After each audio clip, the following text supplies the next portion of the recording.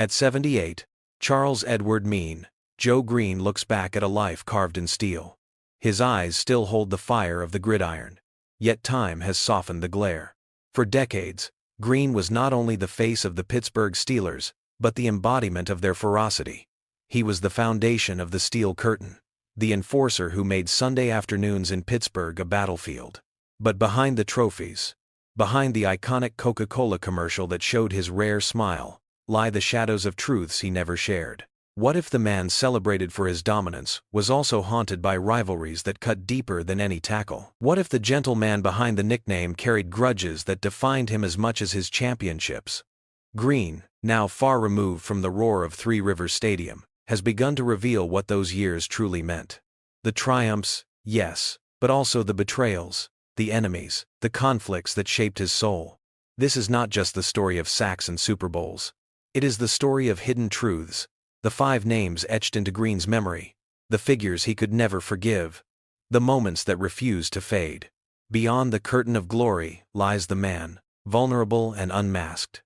Tonight, we pull back that curtain, because for Joe Greene, the greatest battles were not only fought on the field, but within himself.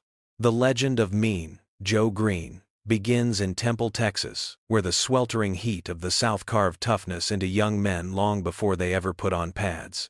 Greene grew up quiet, reserved, yet inside burned a furnace of competitiveness. By the time he dominated at North Texas State University in the late 1960s, it was clear this was no ordinary defensive lineman. He was bigger, faster, meaner. He carried with him a relentless will to punish anyone who dared cross him. When the Pittsburgh Steelers drafted Greene in 1969 with the 4th overall pick, the franchise was at rock bottom. They were the league's punchline, with more losing seasons than wins, and a fan base starved for identity. Greene changed all of that the moment he stepped onto the field. His ferocity set a tone. His glare alone could unnerve opponents, and his violent style of play gave Pittsburgh something it never had before: fear. The Steel Curtain was built around him. Alongside legends like L.C. Greenwood, Ernie Holmes, and Dwight White, Greene turned the defensive line into an immovable wall. In an era defined by punishing football, Greene stood out even among the giants. He was a 2-time Defensive Player of the Year, a 4-time Super Bowl champion, and the anchor of a dynasty. But Greene was never just about numbers or trophies. He embodied the grit of Pittsburgh itself, a blue-collar city scarred by steel mills and working-class struggle. To fans, he was more than a player. He was their champion, their reflection. He played with the anger of a man carrying every burden of a city on his shoulders. Yet beneath the surface of triumph lay tension. Greene's intensity often spilled into conflict. Teammates respected him but feared his temper. Opponents despised his dominance, labeling him dirty, reckless, unrelenting. He once threw a football into an opponent's groin during a game, a move that made headlines and cemented his reputation as mean. He never apologized. In his world, violence was not only expected, it was necessary. The dichotomy of Joe Greene was striking. Off the field, he was intelligent, thoughtful, even gentle. On it, he was merciless. A man who seemed to fight more than just opposing linemen. He fought critics who doubted him, coaches who demanded restraint, and rivals who believed they could break him.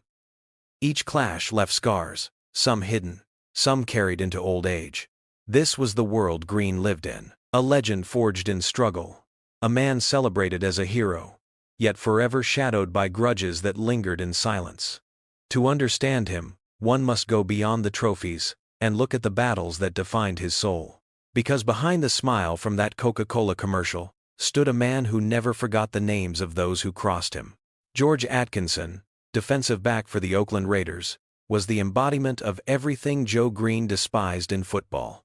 The Raiders built their identity on intimidation, and Atkinson perfected the art of cheap shots. He was known for his head slap, a violent strike to the side of an opponent's helmet, designed not just to disrupt, but to humiliate. For Greene, who carried pride in his dominance, Atkinson was not just a rival, but a provocation. The roots of their animosity ran deep. Pittsburgh and Oakland in the 1970s were not just opponents, they were warring tribes. The Steelers represented discipline, structure, and brutal efficiency. The Raiders were chaos, swagger, and a willingness to break every rule. Atkinson personified that chaos, and Greene, the cornerstone of order, bristled every time the two collided. The flashpoint came in the AFC Championship of 1974. The Raiders had spent the season mocking Pittsburgh, with Atkinson at the center of the storm. He taunted, he hit late, he danced after tackles. Greene, already seething, waited for the moment to impose his authority. In the second quarter, after yet another helmet slap, Greene snapped. He roared through the line, found Atkinson, and delivered a hit that folded him in half.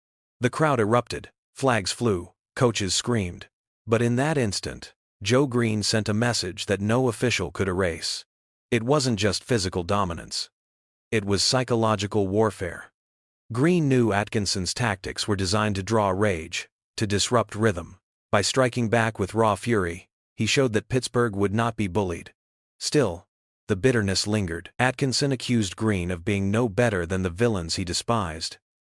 Greene, never one to explain himself, simply carried the grudge. That game became part of a larger war. The Steelers and Raiders met in 4 straight playoff years, each matchup dripping with blood and hatred. Every time, the Atkinson factor loomed.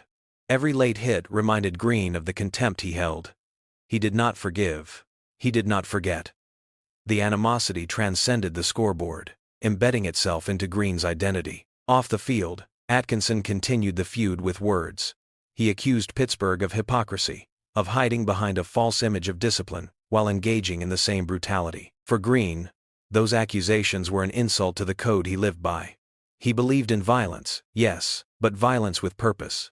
Atkinson represented violence without honor, and that was unforgivable.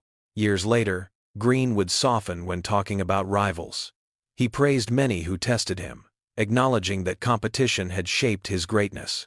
But Atkinson was different. His name brought silence, then a hardened stare. Some wounds simply never closed. The cold truth: George Atkinson was more than an opponent. He was a symbol of everything Greene swore to crush, and their feud remains one of the defining shadows of the Steelers-Raiders rivalry. Greene never forgave him. The grudge lived on. On the surface, Joe Greene and Terry Bradshaw were the twin pillars of the Steelers dynasty. One ruled the defense, the other, the offense. Together, they delivered 4 Super Bowls in 6 years, cementing Pittsburgh's dominance in the 1970s. To fans, they were brothers in arms, men bonded by shared glory. But behind the curtain, a silent tension brewed. Bradshaw was the golden boy, the quarterback who carried the ball, the leader in front of the cameras. Greene was the anchor in the trenches, the bruiser who bore the weight of every violent collision. He represented sweat and steel. Bradshaw represented spotlight and glamour. The divide was not always visible, but Greene felt it, and it stung. The core of the tension was respect. Greene respected Bradshaw's talent, but he questioned his consistency and his maturity in the early years.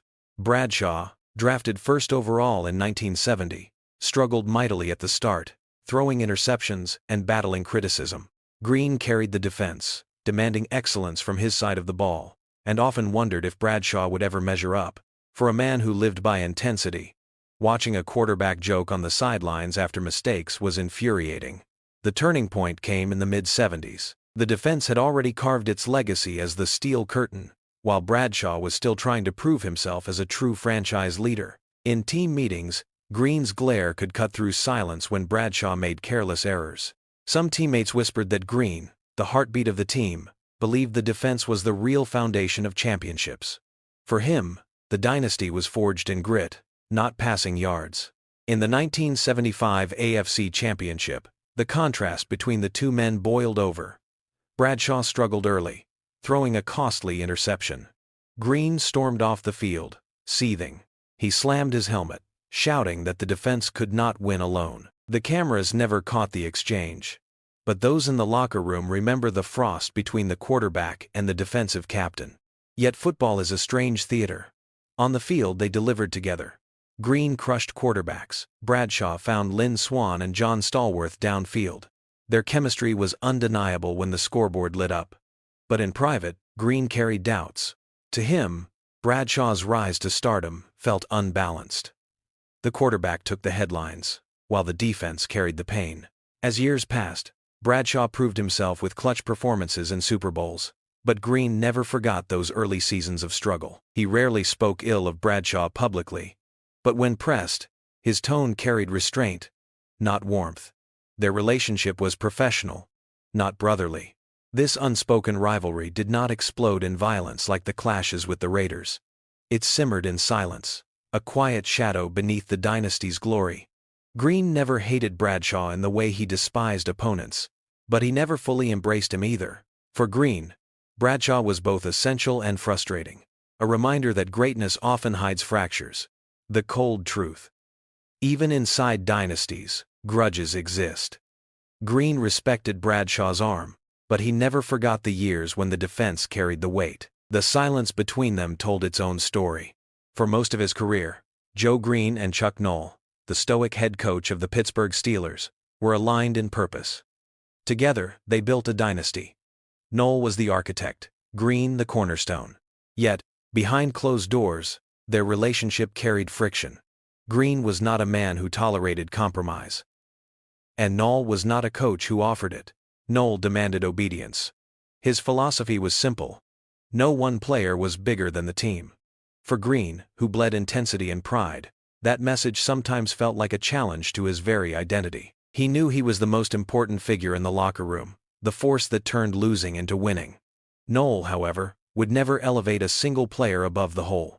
The clash was inevitable. The conflict surfaced in subtle ways. In practices, Greene bristled at Noll's calm, almost detached demeanor. While Greene thrived on fury, Noll thrived on silence. To Greene, that silence felt like indifference. After a brutal game in 1971 where Greene dominated the offensive line but the Steelers still lost, he erupted in the locker room, throwing helmets and screaming at teammates. Noll responded not with anger, but with a cold stare, a reminder that passion must remain under control. For Greene, that lack of fire stung deeply. The breaking point came in 1975. Greene, plagued by injuries, grew frustrated with Noll's refusal to acknowledge his sacrifices. He had played through pain, often with broken fingers, bruised ribs, and battered knees.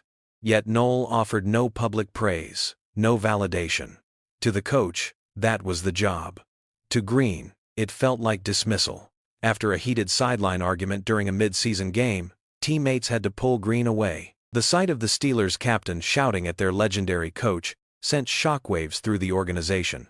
Still, their professional bond held. Noll knew Greene's fury was the heartbeat of his defense. Greene knew Noll's system gave him the stage to dominate. But the personal fracture remained. In interviews years later, Greene admitted that his relationship with Noll was never warm. Respect, yes. Affection, no. The irony is that their differences made them unstoppable. Noll's calm steadied the storm, Greene's fury ignited it. The dynasty was built on that tension, but it came at a cost. Greene carried the feeling that his sacrifices were undervalued. He gave everything. Yet Noll gave little in return beyond his characteristic indifference. Even decades later, Greene's reflections on Noll remained measured. He called him the greatest coach he ever played for. But the words carried weight, not warmth. It was the respect of a soldier for a general, not a son for a father.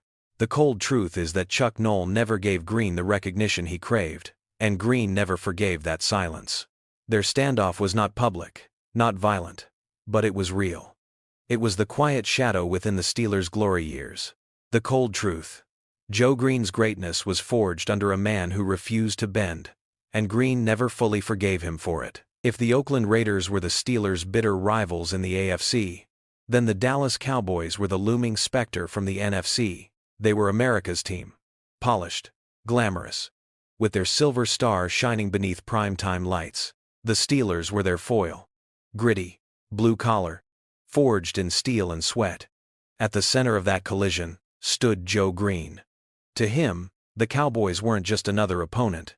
They were the embodiment of everything he loathed. The roots of the feud ran deeper than football. Pittsburgh was a city of mills, workers, and smoke. Dallas was glitz, wealth, and polish. The contrast was cinematic. The Cowboys arrived in Super Bowl X wearing white uniforms as if they were knights of a clean kingdom. Greene and the Steel Curtain saw themselves as warriors from the underworld, determined to drag America's team into the mud. The flashpoint came on January 11, 1976, in Miami. Super Bowl X was more than a championship game.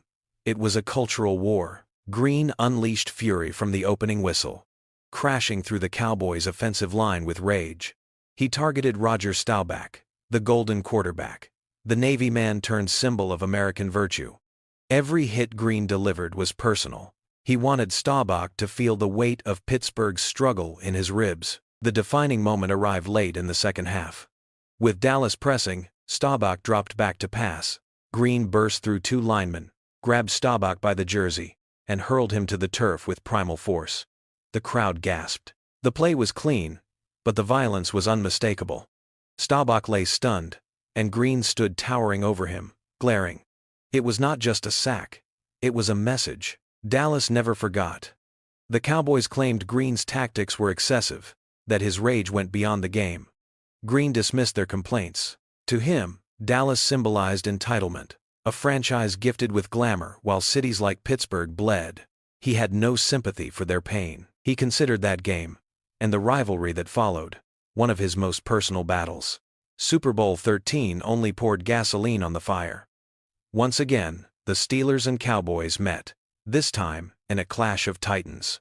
The game became a classic, but Greene's mission never changed. Break their line, batter their quarterback, erase the shine from their star.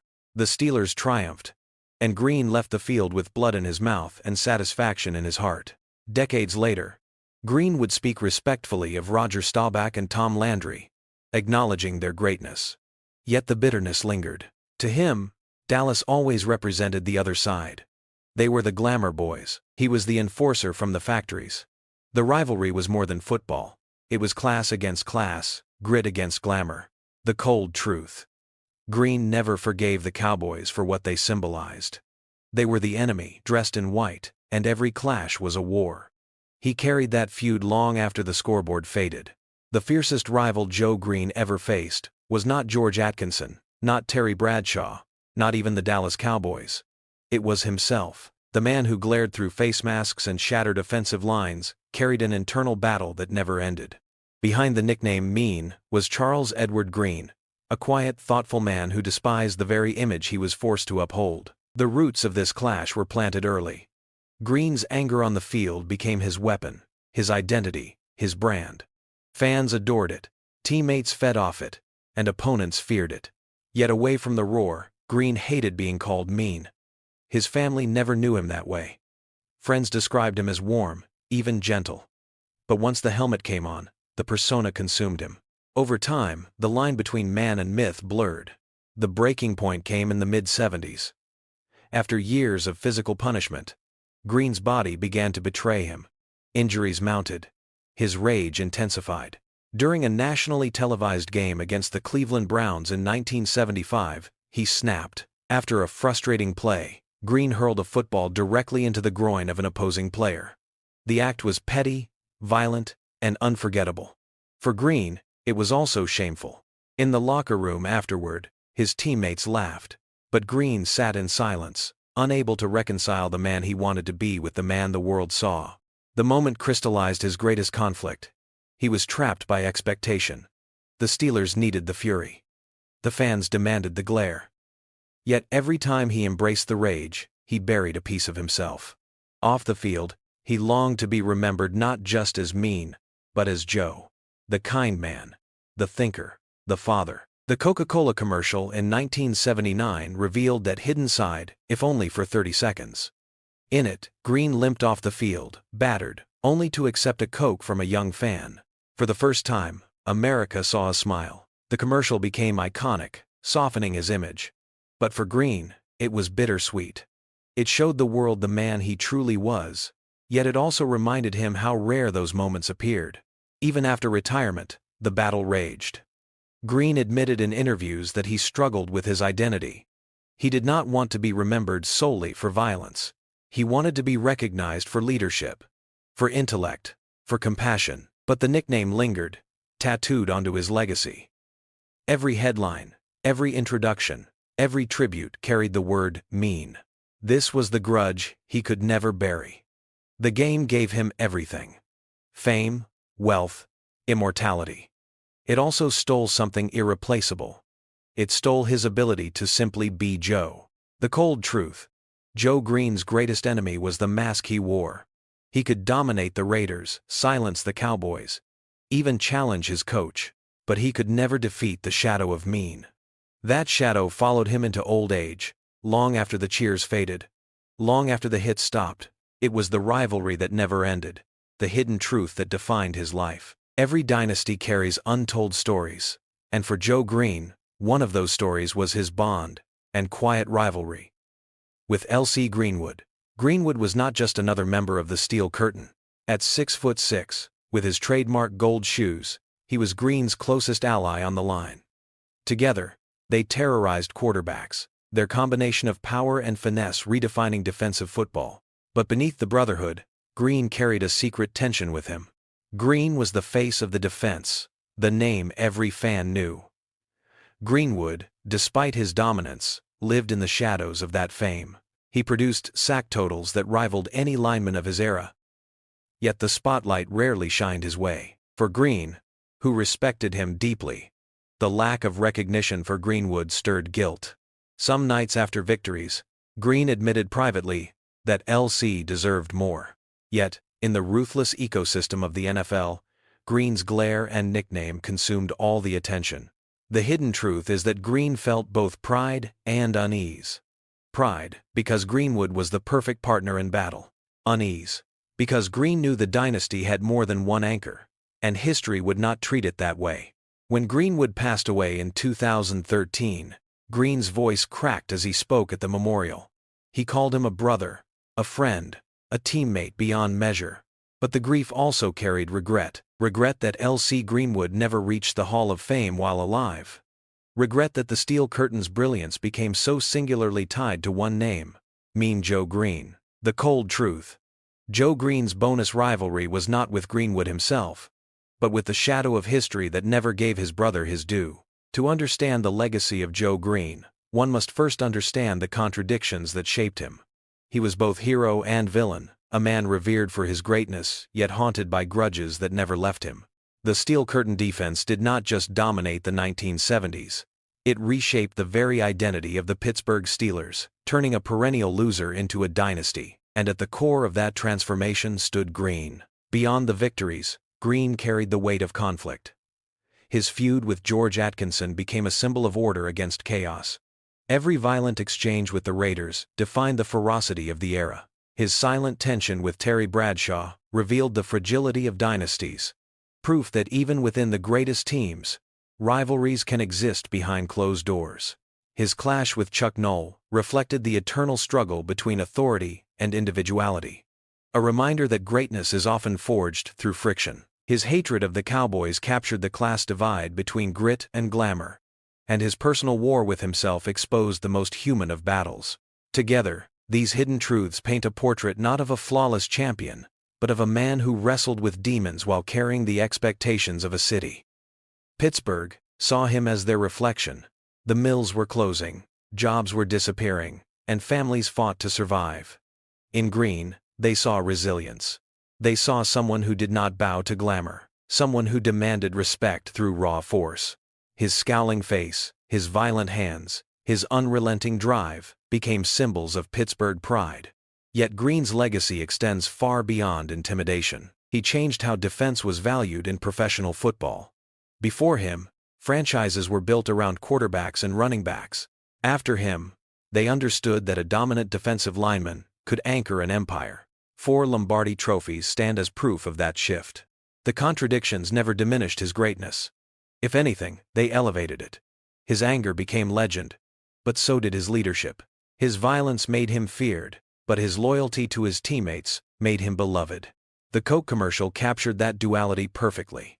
In 30 seconds, America saw the man behind the glare. A boy gave him a simple gesture of kindness, and Greene revealed a hidden humanity that resonated with millions. That moment softened his image and ensured his place not only in football history but in popular culture. When he retired in 1981, Greene left with more than championships. He left with a reputation as the fiercest defensive tackle of his time. He was later inducted into the Hall of Fame in 1987, an honor that secured his immortality. But even there, the shadow of Mean followed. He smiled through his speech, but the nickname stood beside him. In reflecting on his career, Greene often spoke of pain, both physical and emotional. He admitted that he struggled to separate Joe from Mean. Yet in that struggle lay his greatest lesson. Greatness is never simple. It is forged in conflict, sharpened by doubt, and sustained by grudges that refuse to die. Today, Greene's legacy lives not only in highlight reels, but in the ethos of the Steelers franchise. The standard of toughness he set continues to define Pittsburgh football. Young players entering the locker room still hear stories of his glare, his dominance, his fury. They are reminded that to wear the black and gold is to carry a piece of Joe Greene's soul. The cold truth is that his legacy was not built on perfection. It was built on struggle. It was built on rivals who pushed him, on battles that scarred him, and on the mask he could never fully remove. That complexity makes his story more than football. It makes it human. For Joe Greene, beyond trophies and glory, it was grudges, betrayals, and hidden truths that defined him. And in the end, perhaps that is why his legend endures. Because it was never only about what he did. It was about who he was. Both the man and the myth, forever intertwined. We have pulled back the curtain on the man they called Mean Joe Greene. We have uncovered the rivalries that shaped him, the grudges that fueled him, and the inner conflict that haunted him. His story is not just one of sacks, trophies, and glory. It is a story of shadow and light, of a man torn between the legend he became and the person he longed to remain. Now, the question belongs to you. Which rivalry shocked you the most? Was it the blood feud with George Atkinson and the Raiders, the silent fracture with Terry Bradshaw, the cold standoff with Chuck Noll, the cultural war with the Cowboys, or the endless battle within himself? Do you believe Greene was right to never forgive? Or do you think the bitterness weighed heavier than the victories? The truth is, every legend carries scars that the public rarely sees. For Greene, those scars are part of his immortality. But history is not fixed. It is shaped by memory, by debate, by the voices of those who continue the story. That is where you come in. If you have been moved by the hidden truths of Joe Greene's life, join us on this journey through the golden age of football. Subscribe to NFL Hidden Truths, where we bring you the untold rivalries, the scandals, and the dark battles that define the greatest legends of the game. The next story is waiting, and so is the next truth. Do not miss it. Hit subscribe, leave your thoughts below, and step with us into the shadows of football history, where the myths live and the secrets finally come to light.